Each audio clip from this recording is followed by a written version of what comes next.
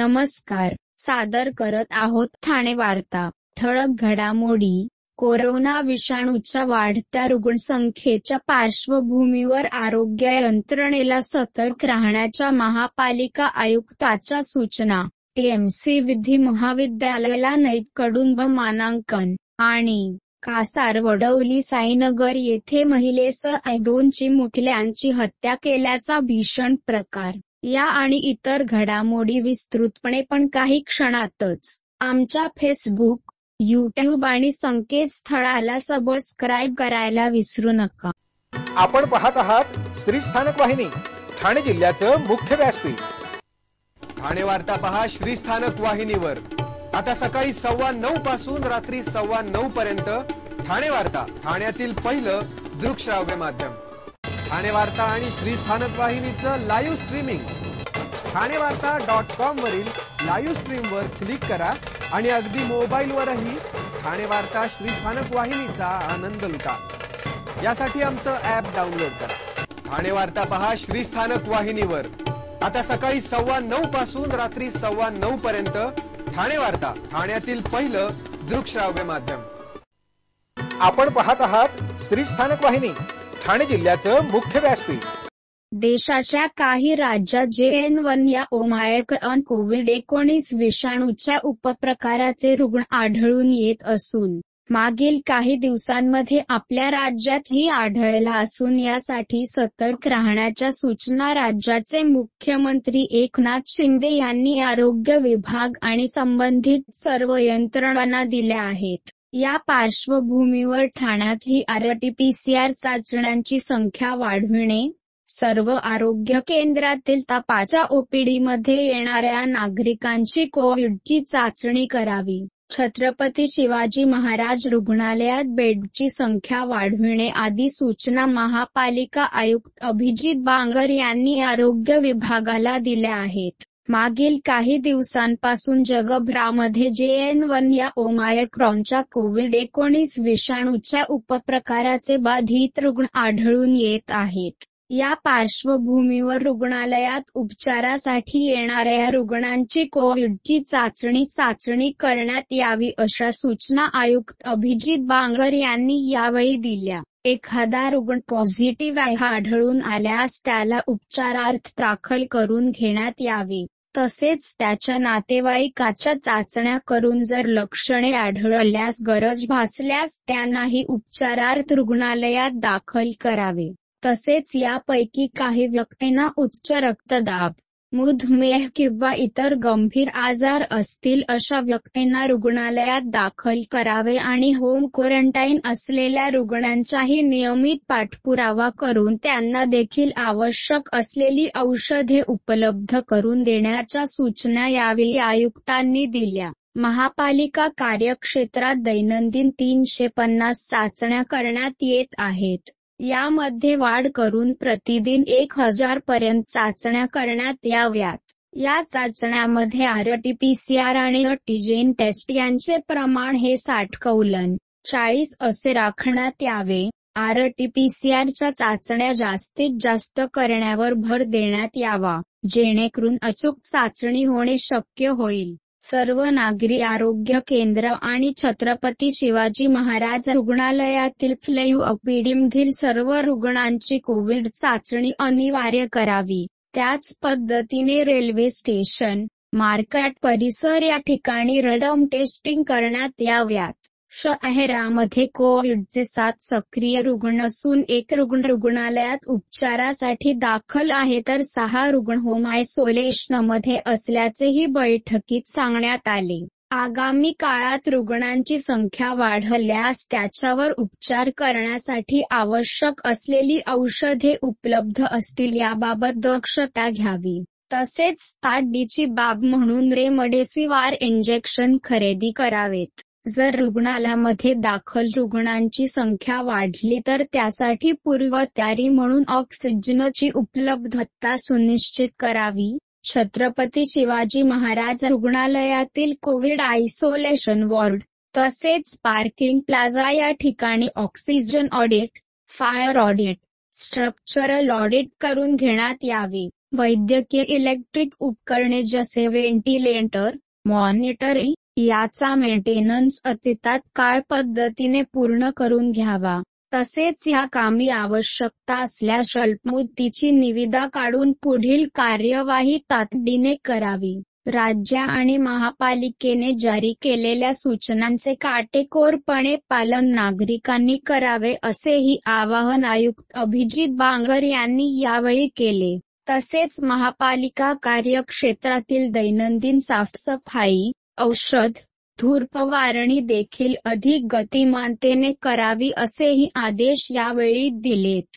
देशात आणि राज्यात सध्या JN1 हा कोरोनाचा नवा व्हेरियंट आढळून आला आहे. या पार्श्वभूमीवर मुख्यमंत्री एकनाथ शिंदे यांनी आरोग्य यंत्रणा तसेच जिल्हाधिकारी यांची बैठक घेतली.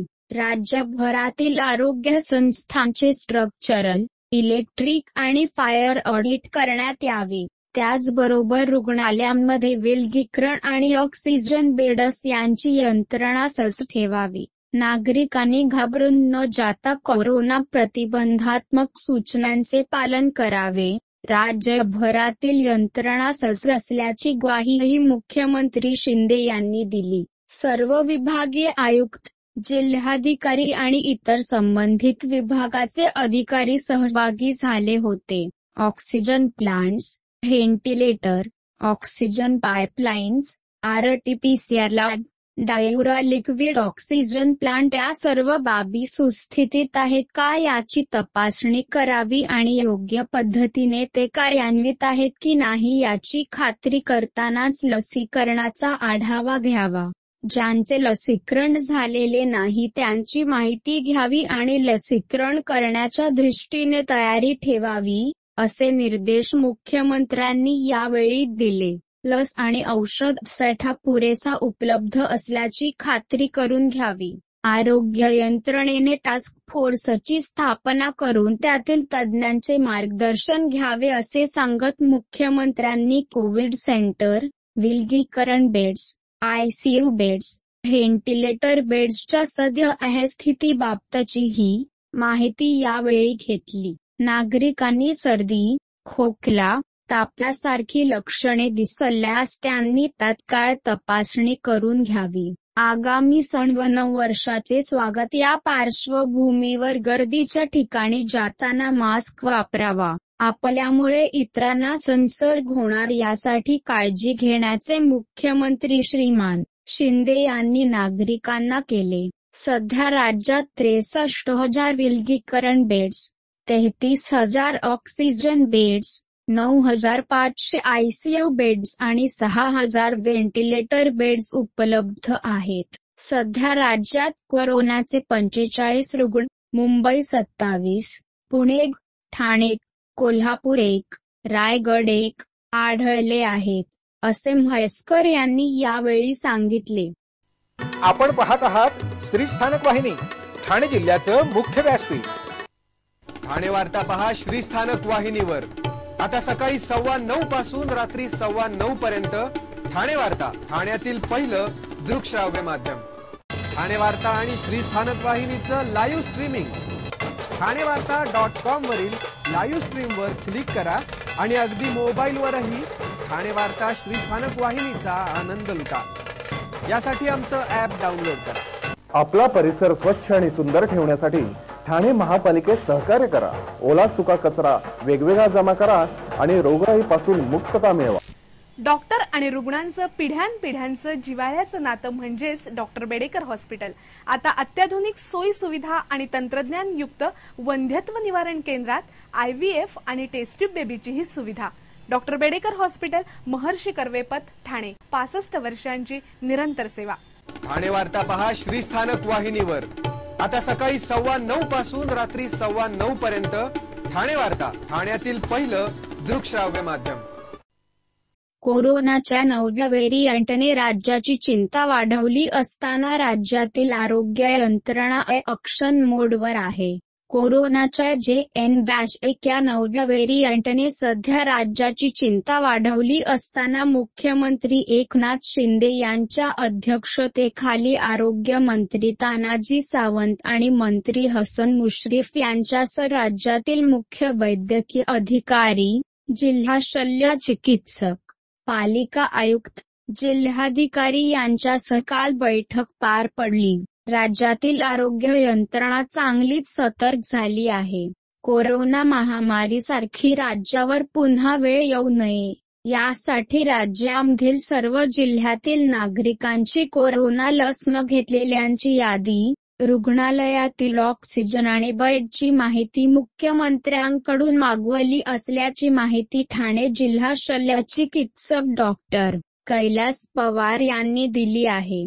त्याचबरोबर आरोग्यमंत्र्यांच्या उपस्थितीत यासंबंधी बैठक होणार असल्याची माहिती देखील डॉक्टर कैलास पवार यांनी दिली.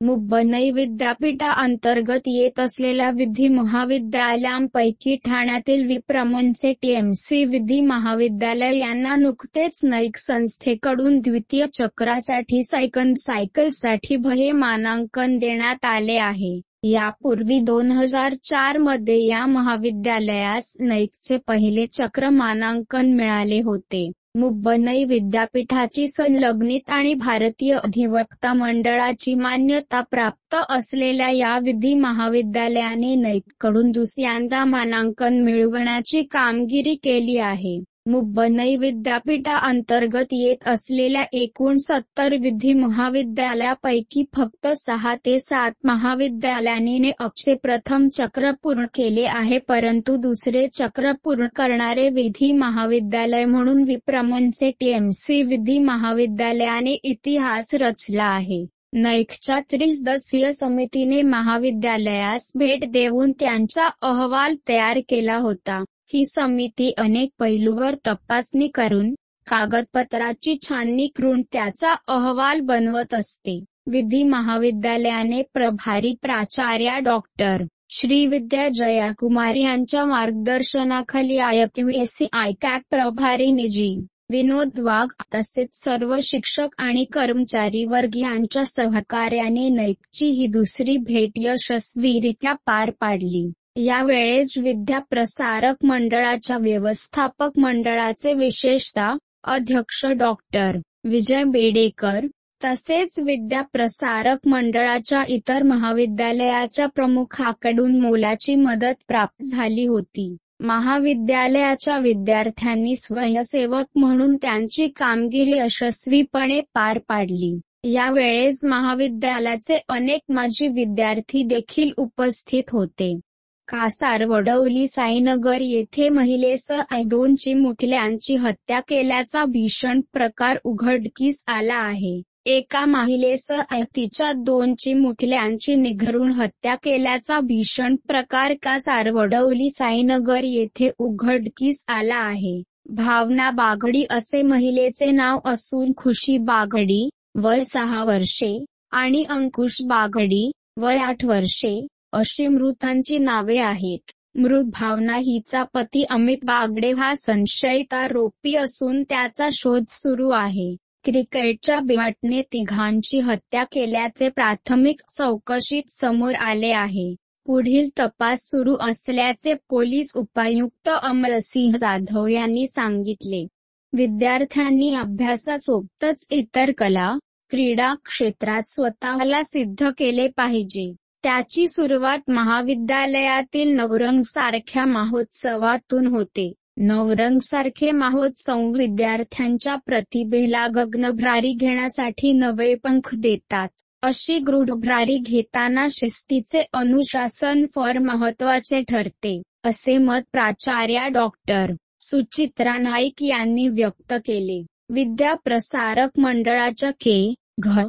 जोशी कला आणि ना.गो. बेडेकर वाणिज्य स्वायत्त महाविद्यालयात नवरंग महोत्सवाचे उद्घाटन करताना त्या बोलत होत्या. आजच्या युगात अभ्यासासोबत इतर कला क्रीडा प्रकारात विद्यार्थ्यांनी स्वतःला व्यस्त ठेवले पाहिजे. शारीरिक तंदुरुस्तीसोबत मानसिक आरोग्यही जपले पाहिजे. नवरंग सारखे महोत्सव विद्यार्थ्यांमध्ये अंतर्बाह्य बदल घडविण्यास मदत करतात. हेच या महोत्सवाचे यश आहे, मत प्राचार्या डॉक्टर सुचित्रा नाईक यांनी व्यक्त केले. यावेळी नवरंग महोत्सव संस्कृती ते समृद्धीपर्यंत या संकल्पनेवर आधारलेला आहे. कनिष्ठ महाविद्यालयाच्या उपप्राचार्या आणि नवरंग प्रमुख छाया कोरे यांनी विद्यार्थ्यांना आयुष्यात नवरंगांचे महत्त्व समजावून सांगितले आणि कल्पकतेचा आणि कलात्मकतेचा ध्यास घेण्याचा आग्रह देखील धरला. उद्घाटन समारंभात कनिष्ठ आणि वरिष्ठ महाविद्यालयाच्या अनेक विद्यार्थ्यांनी आपली कला सर्वांसमोर सादर केली. यात प्रामुख्याने संगीत, नृत्य आणि गायनाने वातावरण अधिक प्रफुल्लित केले. उद्घाटनानंतर रांगोळी स्पर्धा, प्रश्नमंजुषा आणि क्रीडा मेळावा पार पडला. यामध्ये एकूण 250 विद्यार्थ्यांनी सहभाग घेतला. ठाणेकर मालमत्ता करदात्यांसाठी करातील व्याज माफी अभय योजना 31 डिसेंबर 2023 पर्यंत मालमत्ता करावरील 100% व्याज माफ. तसेच 1 जानेवारी ते 15 जानेवारी 2024 या कालावधीमध्ये मालमत्ता करावरील 75% व्याज माफ. त्याचप्रमाणे 16 जानेवारी ते 31 जानेवारी 2024 या कालावधीमध्ये मालमत्ता करावरील 50% व्याज माफ. तरी सदर व्याज माफीच्या अभय योजनेचा ठाणेकर करदात्यांनी लाभ घ्यावा. महानगरपालिकेच्या कोणत्याही संकलन केंद्रावर कर भरण्याची सोय आहे. एटीएम, डेबिट, क्रेडिट कार्डद्वारे कर भरण्याची सुविधा उपलब्ध करून देण्यात आली आहे. सोमवार ते शनिवार या दरम्यान सकाळी 10:30 ते सायंकाळी 5 वाजेपर्यंत संकलन केंद्राची वेळ असून करदात्यांच्या सोयीसाठी रविवारी संकलन केंद्र सकाळी 10:30 ते दुपारी 1:30 वाजेपर्यंत सुरू ठेवण्यात येत आहे. यासोबतच ठाणे महानगरपालिकेच्या propertytax.thanecity.gov.in या संकेतस्थळावर ऑनलाईन पद्धतीने मालमत्ता कर भरण्याची सुविधा उपलब्ध करून देण्यात आली आहे. तसेच गुगल पे, फोन पे, पेटीएम आणि भीम ॲपद्वारे आपला कर सुलभतेने जमा करू शकता. ठाणे महापालिका क्षेत्रातील सर्व करदात्यांना विनंती आहे की आपण या व्याजमाफी अभय योजनेचा जरूर लाभ घ्या आणि आपला मालमत्ता कर लवकरात लवकर महापालिकेमध्ये जमा करून महापालिकेस सहकार्य करा. धन्यवाद. आपण आपले कार्यक्रम अथवा बातम्या आम्हाला ठाणेवार्ता@gmail.com या आमच्या ईमेलवर कळवू शकता. ठळक घडामोडी शेवटी पुन्हा एकदा. कोरोना विषाणूच्या वाढत्या रुग्णसंख्येच्या पार्श्वभूमीवर आरोग्य यंत्रणेला सतर्क राहण्याच्या महापालिका आयुक्ताच्या सूचना. टीएमसी विधी महाविद्यालयाला नैकडून मानांकन. आणि कासारवडवली साईनगर येथे महिलेसह 2 चिमुकल्यांची हत्या केल्याचा भीषण प्रकार. या होत्या ठाणे वार्ता. आपली एखादी बातमी बघायची राहून गेल्यास आपण आमच्या ठाणेवार्ता.in या संकेतस्थळाला किंवा फेसबुक पेज तसंच यूट्यूबचे चॅनेलला अवश्य भेट द्या. मग पुन्हा भेटू पुढील बातमीपत्रात फक्त श्रीस्थानक वाहिनीवर. धन्यवाद.